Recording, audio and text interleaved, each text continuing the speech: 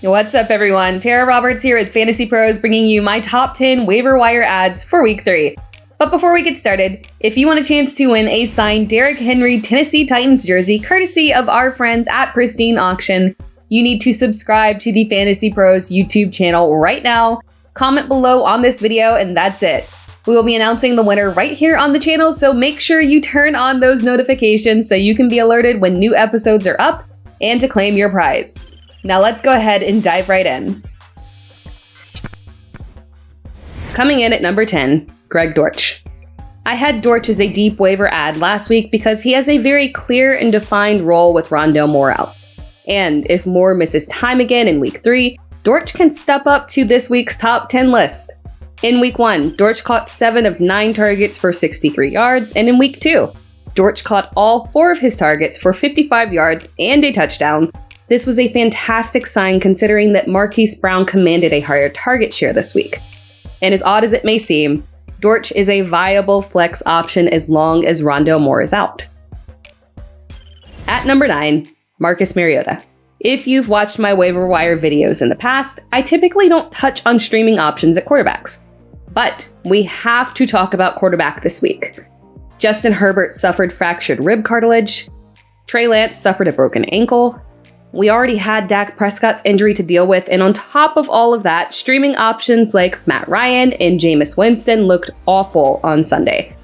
Marcus Mariota is not the flashiest quarterback or someone who's going to throw for high volume, but he's a quarterback who has the skill set to be a solid streaming option. In week 1, Mariota didn't do anything special through the air, completing 20 of 33 passes for 215 yards, but he was able to save his day with 12 carries for 72 yards and a touchdown on the ground. And in week 2, while the ground work was minimal, he saw more success through the air with 2 passing touchdowns. Marcus Mariota will find a way to provide a solid game for fantasy managers, and he may not have a ton of upside, but he has a solid floor which can be a luxury with so many streaming options giving you absolutely nothing. And in week 3, he faces a soft Seattle defense. At number 8, Russell Gage. With both Chris Godwin and Julio Jones out, Russell Gage stepped up with the most targets in the Bucs receiving corps, catching 5 of his 6 targets for 28 yards in an extremely ugly defensive battle against the Saints. Jones was out as a game-time decision, and he could be back next week, but Godwin's hamstring injury is one that could be a multi-week absence. And on top of all of that, Mike Evans got into a fight with Marshawn Lattimore that could result in a suspension.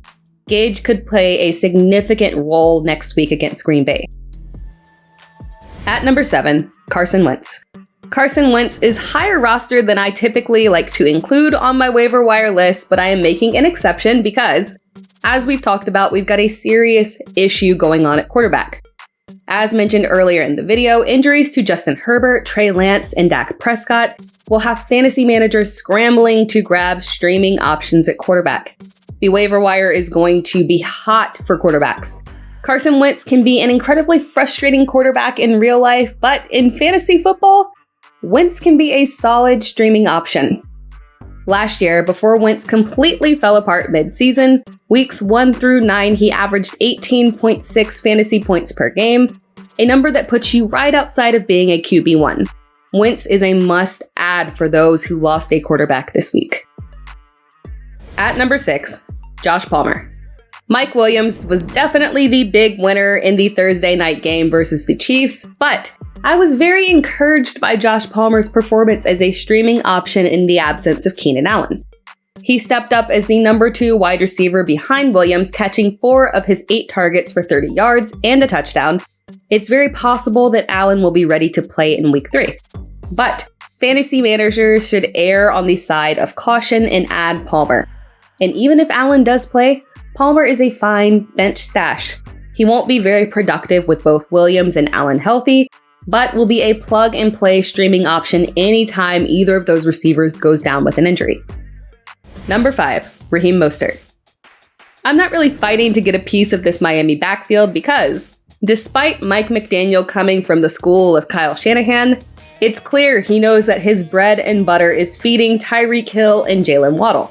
That said, right now, the running back who is the one to own in the Miami backfield with a solid floor is likely going to be Raheem Mostert.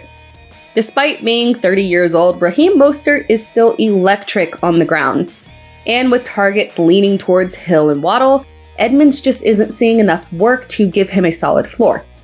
This week, it was Mostert that took over with 11 carries for 51 yards, and that's a lot better than Chase Edmonds' Week 1 12 carries for 25 yards. I think McDaniel will recognize this and give the bulk of the work on the ground to Mostert, making him a safer option to roster. Number 4, Daryl Williams. All offseason, we tried to figure out who was the handcuff to James Conner, and it settled on Eno Benjamin. But when James Conner went down on Sunday, it was Daryl Williams who stepped up to the tune of 8 carries for 59 yards and 1 touchdown plus 2 catches for 3 yards. This is compared to Eno Benjamin's 8 carries for 31 yards. Williams was decidedly better on the ground. Benjamin did still have 3 receptions on 4 targets for 20 yards. This could be a split backfield, but Daryl Williams has proven experience, and I lean towards him stepping up if James Conner is out. Number 3, Sterling Shepard.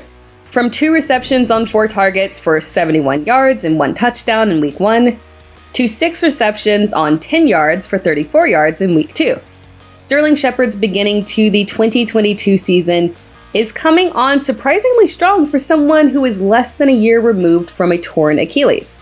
At his best and healthy, Shepard has been a favorite target for Daniel Jones and has been a very usable fantasy asset. And while this week's fantasy points may have been lower, I like the overall direction this is going with his usage. We want to see high targets for Sterling Shepard because the Giants aren't a team that's going to provide a ton of touchdown opportunities. Shepard needs to see volume to guarantee a solid floor. At this point, it's clear that favor still leans towards Shepard over guys like Kenny Golladay and Kadarius Toney, and Shepard is someone who needs to be rostered in all formats. Number 2, Jahan Dotson. Curtis Samuel was the big Washington receiver to add on waivers last week, and Dotson was one of the deeper adds with a lower target share. And if you weren't able to grab Samuel last week, put your claim in right now for Jahan Dotson. Dotson was widely overlooked in a stacked 2022 wide receiver draft class, but make no mistake, the talent is real with Jahan Dotson. And while it may seem crazy for 3 Commanders wide receivers to be rostered, and while we've never seen Carson Wentz support that level of production at receiver, we can't ignore what's happening in Washington. For the second week in a row, Wentz has had more than 40 attempts, over 300 passing yards, and a minimum of 3 touchdowns. And the result has been a Commanders receiving core that has multiple options that you could not only roster, but potentially start. The schedule does get tougher for Washington moving forward, but this is an incredibly talented receiving core and you want to have a piece of it. Number 1, Garrett Wilson. I'm including Garrett Wilson on this list because his roster percentage varies a lot depending on what platform you use. But if Wilson is available in your league, he needs to be rostered. Once again, Joe Flacco threw very high volume. This week he was 26 of 44 for 307 yards and 4 touchdowns. Garrett Wilson had a ridiculous day, catching 8 of 14 targets for 102 yards and 2 touchdowns. To put it simply, Jets players should be rostered. I wouldn't expect this level of production on a weekly basis out of him because Elijah Moore is very talented as well, and Corey Davis has shown that he can command target share too. But Wilson was widely considered to be one of the top prospects of the 2022 draft class, and he is poised to live up to that hype. Thanks for watching this video. And a reminder, if you want a chance to win a signed Derrick Henry Tennessee Titans jersey courtesy of our friends at Pristine Auction, you need to subscribe to the Fantasy Pros YouTube channel right now. Comment below on this video and that's it. We will be announcing the winner right here on the channel, so make sure you turn on those notifications so you can be alerted when new episodes are up and to claim your prize. Thanks for tuning in to the Fantasy Pros YouTube channel. Don't forget to check out our featured videos. And while you're at it, make sure to follow us on Instagram, Facebook, and Twitter at FantasyPros, so you can get the latest news and updates to give you the edge you need in your fantasy league.